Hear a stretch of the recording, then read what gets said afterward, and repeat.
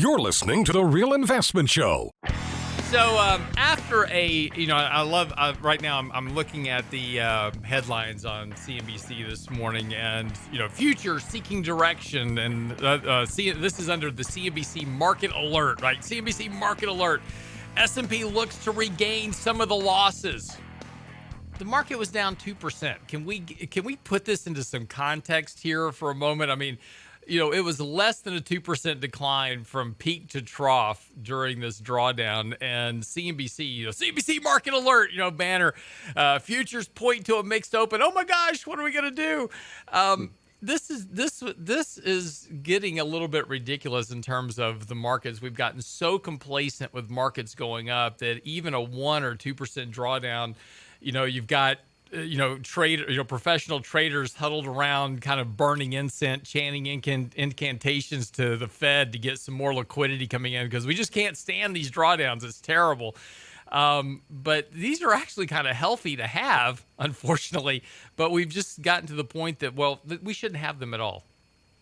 Well, I think what's kind of scaring everyone is the market has become so predictable over the last 4, 5, 6 months. Yeah. If you look at a chart, you can draw a line straight through the trend. And if it ever deviates by about 2%, you either sell it or buy it. It dips right around the 15th of each month. It gets within spitting distance of the 50-day moving average, sometimes a hair through, and that can be scary. and then it bounces. And so this month is just slightly different, right? We started heading down a few days early. Yeah. And you're right, we were down like 2%, maybe even more, Lance. I don't want to scare anyone, especially if you're driving. But we were down, 2%, and we deviated slightly from the game plan. And now you see, it's not fear, but you certainly see concern. Right. Like, what if it goes down again? What if it goes down 3%? And then I think it's really, what if it goes below the 50-day moving average? Well, and there is a risk of that, right? And one of the things that is worth paying attention to is people have become so very complacent to that support at the 50-day moving average. And I kind of got into a Twitter, debate yesterday over this, and is that if you do break that 50-day moving average, you could see potentially a lot of algorithms kick in and start seeing kind of a lot of selling all at once, just from that standpoint that we have broken that 50-day, which is now, for algorithms, they've all been tightened up to where, okay, every time I see the 50-day, I automatically start buying stocks. If with those algorithms go from buying to selling, that's a little bit bigger problem for the markets. And just think about the math behind it. What is the 50-day moving average? Right. It's the average of the last 50 days of prices.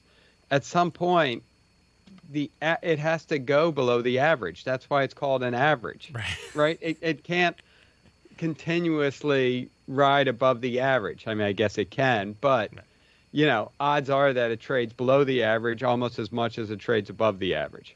So, again, I think we say this a lot, but the math dictates that will happen eventually, and probably sooner rather than later, Lance. Yeah, well, and again, and this is something we're actually publishing out this morning in our daily market commentary. So if you go by our website, realinvestmentadvice.com, there's a banner that says Daily Market Commentary right on the homepage, and you click the Get It Now button. There's a banner that you can click on, put your email address in, and we release this every morning right at 7:30, at the stroke of 7:30 in the morning. This email goes out and you'll get our daily market commentary. And in that, we actually talk about the internal breadth of the market. And, one of the things is that despite the fact the market has been rising here over the last 3 months in particular, and we have this really, no fear of worry at this point in the markets, the internals, the advancers versus decliners, continue to deteriorate. So that internal breadth of the market has become a lot weaker. And, as you and I have talked about this, kind of a lot before, is that the interesting part about what's supporting the market is just this very rapid rotation in the markets, from technology to energies to staple to financials. And every day there's one sector that's kind of keeping the market supported. Money doesn't want to leave. It's just, moving from one sector to the other very rapidly. Right. I feel like we would have to churn a third half of our portfolio every day if we wanted to even attempt to try to buy into those rotations. Mm-hmm. One day it's the Dow stocks, one day it's just the FANGs. Mm-hmm. Sometimes it's some of the FANGs and not all the FANGs. Right. And, it's just one thing after another. So, I think what we've been focused on is staying somewhat balanced. We certainly favor some sectors and, are a little bit shy of the bogey in others, but we focus on our exposure. We focus on our returns. And this is the game that we have to play. We don't have a choice. Mm-hmm. So we're closely watching these moving averages. We're watching a breadth. We understand that this isn't ideal, but markets usually are never ideal. And it's just one of the more, it's funny because it's one of the more boring environments probably either of us have seen for a long time, but it's probably one of the more challenging environments too. It really is. And when you have this kind of complacency, it's you really, there's not a lot you can do except kind of just hold on to the handlebars and just, ride downhill at this point.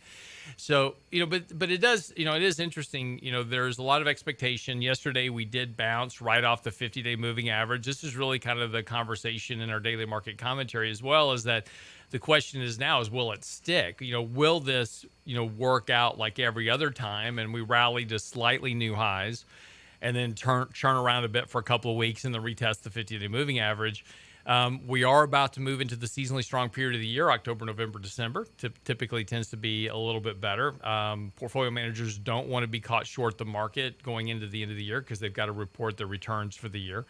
And that's really been one of the bigger drivers, for money managers, is just trying to keep up with the index this year.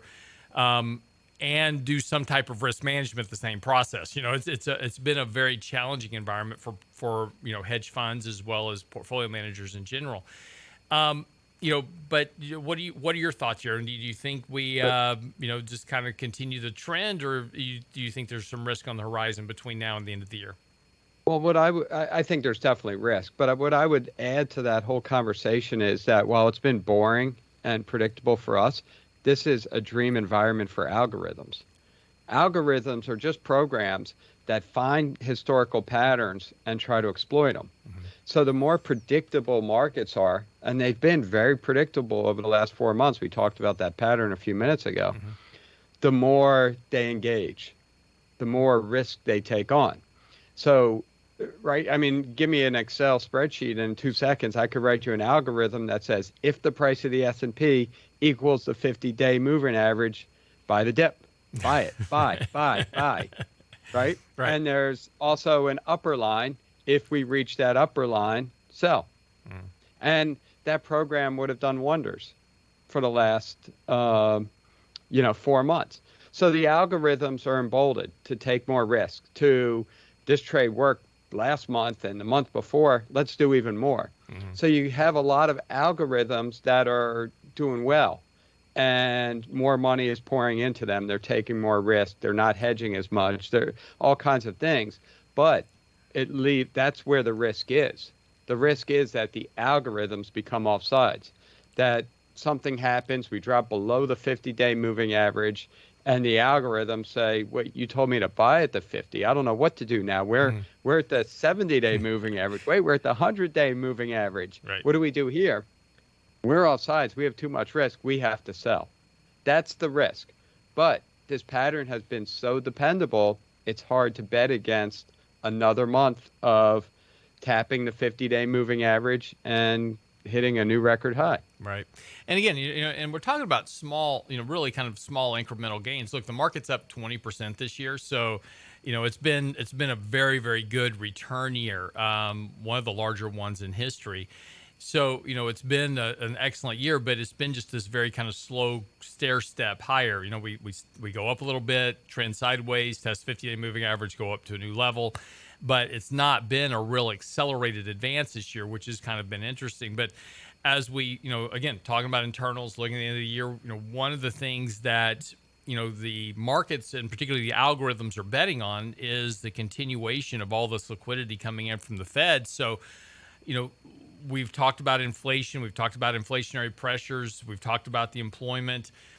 Jobless claims are going to be out this morning. Likely going to see jobless claims drop even more as more and more people are coming off the sidelines to go back to work now that the unemployment benefits have run out.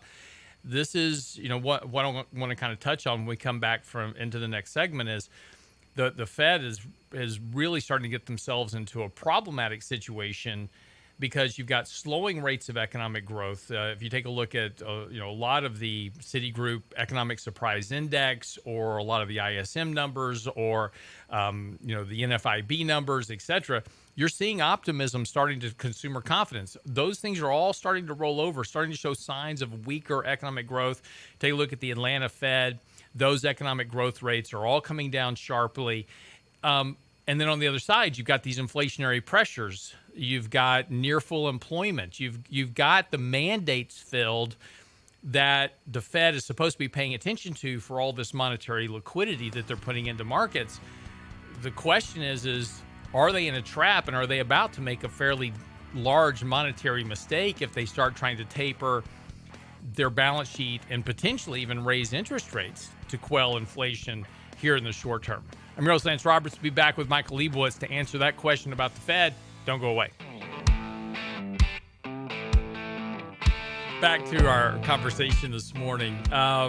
Michael Lebowitz joining us as well to talk a little bit about what's going on with markets. And interestingly enough, one thing that is a little bit different this morning about previous buy the dips that we've seen is that markets are actually looking to open weaker this morning. That doesn't mean it's going to be that way all day, but historically what we've seen is we've seen that first, kind of buy the dip flurry, which we saw yesterday. The next day tends to be fairly strong as people run in to buy the dip. Not really seeing that commitment this morning. We're going to see how today plays out. Again, we talked a little bit about Apple's presentation yesterday. Really didn't impress a lot of people. Mike's a big fan of Apple iPhones, has his with him all the time. I love my battery life. But yeah, the Apple event really kind of underwhelmed people. With the new products. Always seems to, right? They change the colors. They make the camera lens even more powerful, right? And that seems to be just about it every time, right? What else are you going to do with it? I mean, until they can get to the point to where, the iPhone is embedded into your hand or something, or where you don't actually have to carry around a physical device, innovation is kind of met its limits. I mean, what else are you going to do with it? They've kind of perfected it. Yeah. Right? It's all cosmetic at this point, right? They can make it a little skinnier. The Samsung has that foldable one. Yeah. Like that's all nice, but none of it. Yeah, and that's a great idea until it breaks. I mean, that's just, one of those things is, there's the thing about technology where you just start doing stuff that's just, it's cool, but it's just is more problems than it's worth, right? So, right. But yeah, I mean, it's just, it'll be interesting to see how this plays out for Apple stock yesterday. Apple's had a bit of a sell-off here over the last, week or so, and it's been under a little pressure with the rest of the market. Bounced a little bit yesterday off support, so we'll see if it kind of follows through today with the market. We'll see. But real quick, we were talking about the 50-day moving average and what always happens, and you mentioned that we had a big rally yesterday. Yep. But there's no follow through today. We're down slightly. The other thing going on, which is also abnormal, is that foreign markets are lackluster this morning. Right. Normally, we'll start with the rally, and then the party continues in Europe and Asia, and then again we get another. Then we rally rise. Because they rallied, and then that's it. Then we're back at the upper end of the band, and then you got to wait 3 weeks for the next event. Yeah. But it's a little this whole time, and the timing is different, and how other market, the reaction this morning is a little different. Will it be different? Who knows? But there are some things that are different that are going on right now. Again, we talked about the internal deterioration, but one of the bigger events, and this has been. And I do want to get back to the Fed. So, we are going to get back to the Fed and this potential trap that they're in. But just a quick segue, in 2008, we were in the middle of a market that was selling off. Yes, we were going into a bear market. We were having a kind of a normal what you would call a normal bear market. In June, July, the markets were breaking down. We formed a head and shoulders pattern. We broke support, so markets were declining. We were seeing some buying kind of going on during that decline, but we were just kind of going through a normal correctional process until September came around and Lehman filed for bankruptcy. And immediately what that did is it froze up the credit markets. Nobody wanted to trade with Lehman. Everybody was scared of what everybody else's exposure was to Lehman. So nobody was trading with anybody. This is what we call counterparty risk. Nobody knew what person on the other side was going to go bankrupt next because of Lehman. So nobody wanted to trade with anybody. So the whole system froze up. That's where we got this very dramatic downturn in the markets. And we had Lehman file bankruptcy. We had to bail out all the banks and try to solve the mortgage market and the whole 9 yards, right? And that was the financial crisis. It really occurred in about 2 months. It was all because of Lehman. A confidence of trust. A lack of trust. Exactly. Interestingly enough, and it doesn't get a whole lot of headlines, but there is a major lender in China called Evergrande, which 300 billion plus in capital that is out in loans. They have done all kinds of construction loans, real estate deals, all kinds of stuff. Those bonds have been halted from trading. This is very much on the same scale as we saw with Lehman. Now, the question is, of course, do they have all the counterparty risk and will China just bail out the bank eventually? But it's been interesting because China hasn't come to their rescue yet. This has been going on for a couple of months. And I would have expected China to step in at this point and start to bail out Evergrande or just take receivership of the company or something. But they haven't done that. And now they announced yesterday that no interest payments are going to be made on the debt. And now the bonds have halted trading. So it kind of looks like China may say, hey, this one's on you. You deal with it. But this is something that has the potential to create a credit event. And again, bear markets are almost always a function of some credit-related event because that's really what drives markets and economies is credit. And that has that risk. It seems to have that potential risk for it. We haven't seen it show up. Markets don't seem to be paying any attention to it, but it seems like it could be one of those risks that we're not paying attention to. It definitely does. And China seems to be taking a let's just see what happens approach. Right? China's been doing a lot of, for lack of a better word, a lot of stuff lately. Right? They are really trying to improve the productivity of their economy. They're trying to take fluff out of the economy. They know that there's a ton of fluff in the real estate markets, right? How many of these massive cities that were never lived in exist, right? And that's the business that Evergrande is in. They're in the property business, and that market, property in general, has been plummeting in China. Mm-hmm. So China, it feels to me like they're trying to adapt to a more productive society that will help all their people. Mm-hmm. Now, they're doing it in a communist sort of way, right? You can only use video games for so long. They're getting rid of Bitcoin miners. They're dictating the terms, right? But nonetheless, Evergrande falls right into this. There was excessive speculation in property based on what they've done with the casinos too. They're limiting what the casinos can do in Hong Kong, right? It seems to me that letting Evergrande fail is not out of the question. And unlike the U.S., where we would never let anyone with more than $20 in their pocket fail. No. I'm going to disagree with you. We are more than happy to let the average Joe fail. We just won't let the very rich mega corporations fail. That's we need to classify who will let fail and won't. Right. So it seems like Evergrande's going to fail. Right. Yeah. They're already technically in default because they're missing payments on their bonds. When you halt trading on your bonds, I'd say not technically, you're in default. Well, missing the interest payments is truly that's the one. Yeah. Right. Once you do that, you've defaulted. You haven't made good on your bond, right, on your debt. So I don't know. It looks like they're going to default in some way. What does that mean? Will China make all their Chinese investors good, but let all the foreign investors fail? Could be. I mean, this is China. This isn't this isn't the U.S. or Europe or other countries. Well, and I guess the thing that we don't know is, the issue with Lehman is that Lehman had connections to J.P. Morgan, Bank of America, Deutsche Bank, Credit Suisse. You pick a major bank or a major investment firm anywhere in the world. They had ties to Lehman. They were doing deals with Lehman on something, on some bond issuance or whatever. I guess the question that we don't know is what other major banks around the world have exposure to Evergrande and to what degree. But again, this kind of reminds me of the whole Chinese pandemic. Back in February of 2020, we were lightening up exposure in our portfolios because we were looking at this situation with the pandemic going, hey, this could be a problem, and markets are really extended, very complacent. There seems to be risk here that nobody's paying attention to, and then about 4 weeks later, they shut down the economy.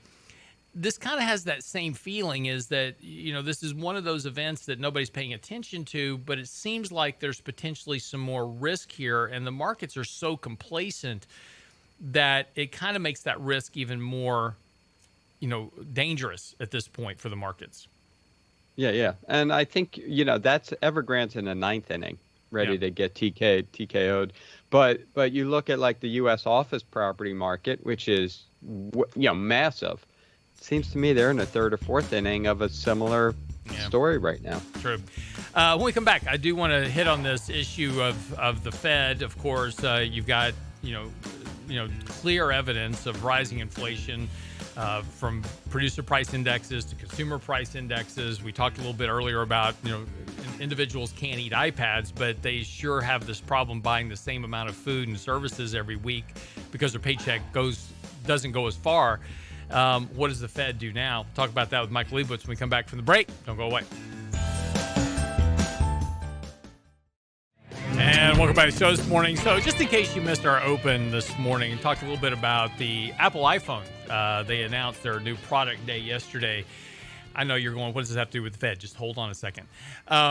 And part of their announcement was that they won't raise their prices. In other words, you can buy the new iPhone 13 for the same price as the iPhone 12. Awesome, right? This reminded me, of course, of Bill Dudley back when he was talking to a group of workers in Queens at the time back in 2011. Inflation was a bit problematic at that point. Prices were going up. CPI was up. And Bill Dudley said, don't worry about this because the Fed's got this under control. And look, take a look at your iPad. You get so much more power in the iPad. Even though you're paying a little bit more for the iPad, you get so much more power for it. It's actually deflationary, right? And this is what we call hedonics when we measure inflation. You're getting more for what you're paying. And so that's deflationary. And of course, somebody quipped out of the crowd that's, a worker just trying to make ends meet. He says, yeah, you can't eat iPads. and this is kind of the case where we are today, is that we take a look at CPI, PPI in particular, and those costs are going up for the average American, right? The average American is just trying to make ends meet. If you take a look at real wages, now this is wages less inflation. Those wages haven't grown enough to keep up with pricing pressure. So as individuals, myself, Mike, you, we all kind of buy the same stuff. We go to the grocery store. We buy the same groceries pretty much every week, the same amount. We buy the same amount of gas every week. We pay the same mortgage payment every month. We pay the same insurance payment every month. Those change on an annual basis. But when we look at our cost of living, we really kind of measure this in a basket. We say, what did we pay for all this stuff last year? What are we paying for it this year? And that differential is inflation. And particularly when all of a sudden our standard of living costs us more and we don't have the money to pay for it. So now we've got to go into start tapping on our credit cards to make ends meet. And that's what the average American experiences, right? They can't eat iPads, but they can certainly eat that basket of goods that they have to deal with on a daily, weekly basis. Now, why do I tell you all this? Because this is the big question here. The Fed is responsible for two things. Their congressional mandate covers price stability, which is inflation, and full employment. So they're supposed to help everybody get a job and keep prices under control. When we take a look at jobless claims, we take a look at employment data, pretty much looks like they've achieved their mandate of full employment. We've got 2.2 million more jobs than there are people unemployed. So there's no reason for somebody not to have a job at this point. And inflationary prices are definitely rising here. 5.4% annualized rate of inflation at this point. And again, wages aren't keeping up with that cost, pushing more and more individuals into debt to make ends meet. Mike, is the Fed getting themselves into a bit of a quandary here? They've got a meeting coming up next week. What do you think they're going to say? So I think this is going to be a very interesting meeting because expectations are now set. There was a Wall Street Journal article late last week that basically said they were going to announce something at this meeting and they will start tapering in the early November meeting, right? So that's the market expectation at this point. And that article came from, it was most likely a leak from the Fed. They want that out there, right? So that's kind of been our expectation, is that they would start tapering probably at that November, I think it's second or third meeting. And I think the market to some degree widely expects that. But what's interesting is, and every day there's a member of the Fed saying we got to taper now. We got to taper yesterday. It's too late. It really seems to me like they're very concerned about inflation. And when you look through all their comments, they put out every 6 weeks what's called the Beige Book. Mm-hmm. And a Beige Book is the summary from all 12 Fed districts. And each summary is like 2 pages, but there's an initial summary that's a paragraph long. And in our market commentary, we showed that every single one of those 12 commentaries had something about can't hire enough workers, wage pressures, right? So there's wage pressures, which is inflationary pressure. And I think of what a lot of hawks are ones that want to taper, that want to reduce the amount of monetary policy. They've been very vocal, right? Mm-hmm. Very vocal. So the impression from the Fed is that they want to tighten because the hawks have been a lot more vocal than the doves. Now that leads us to our expectation, which is a market expectation. Mm-hmm. But in the article I put out yesterday, the math isn't quite the same. So there's 18 members on the Federal Reserve Board. Of those 18, 11 of them have votes. And I believe they're still missing. There's one more that Biden needs to put into a seat. But either way, there's 11 voters. So if you break down just those 11 voters, not the 18, some of which have been very vocal about tightening that can't vote, and you look at who can vote, the math becomes a little different. And it's broken down. Five of the voters are dovish. 4 of the voters are these hawks that have been very vocal, and 2 are neutral. So just from a voting perspective, the doves have it. Then you break down who are those doves. And those doves are the most influential members of the Fed. It's Powell. It's his vice chair, Clarida. It's John Williams, who runs the New York Fed, which some would argue is the most important job at the Fed. And it's Lael Brainard, who potentially could be replacing Powell in February. Mm-hmm. She seems to be, if Powell's not renominated, she's probably the odds-on favorite right now. So 4 of those 5 votes are from very powerful people.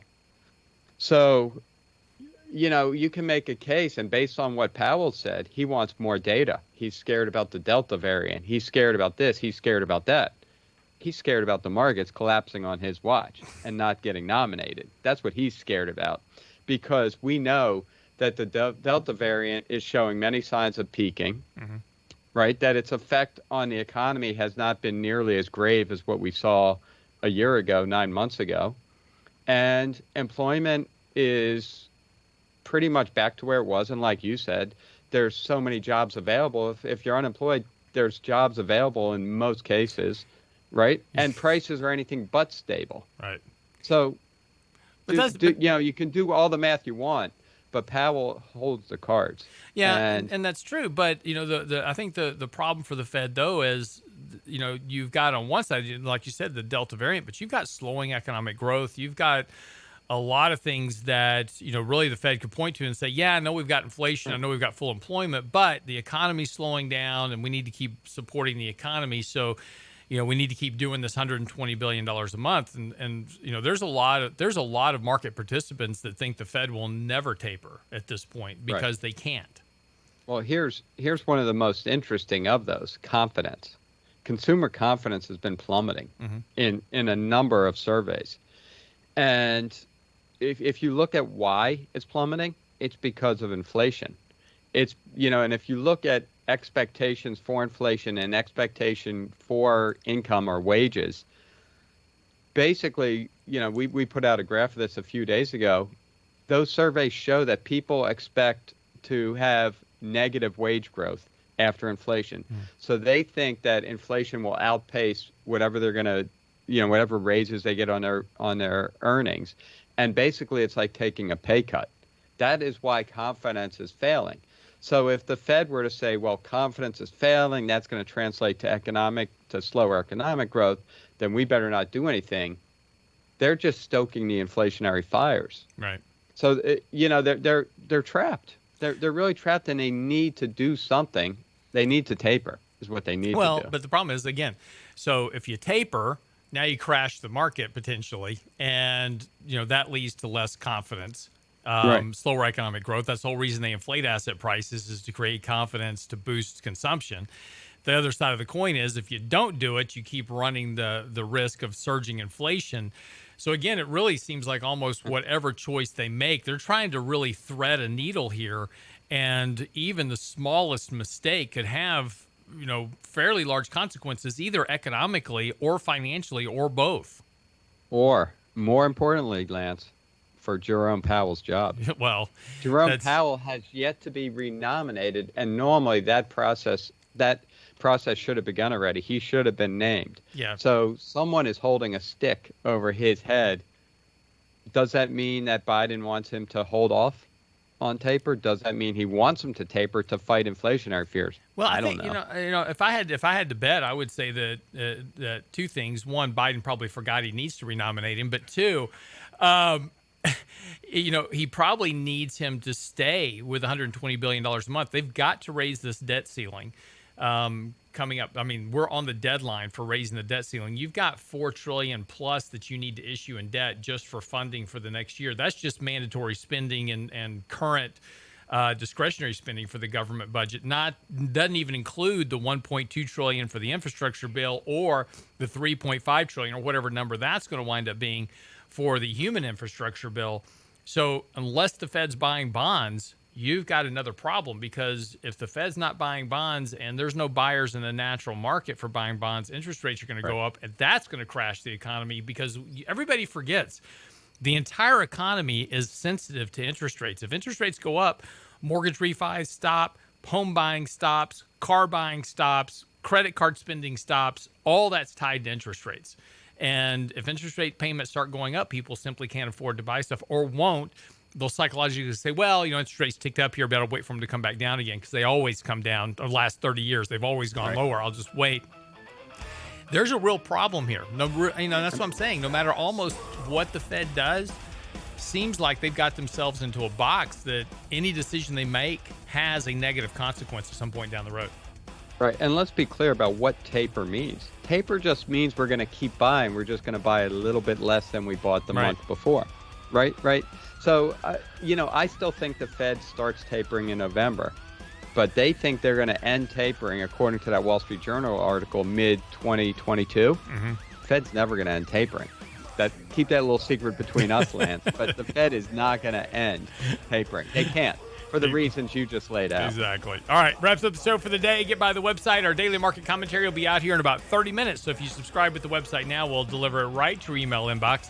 Of course, Mike's latest article is out on the website as well. Our newsletter, Technically Speaking. Ask questions. Whatever we can do to help you, more than happy to do it. Let us know what we can do for you. realinvestmentadvice.com. Have a great day. It's a rich man's world.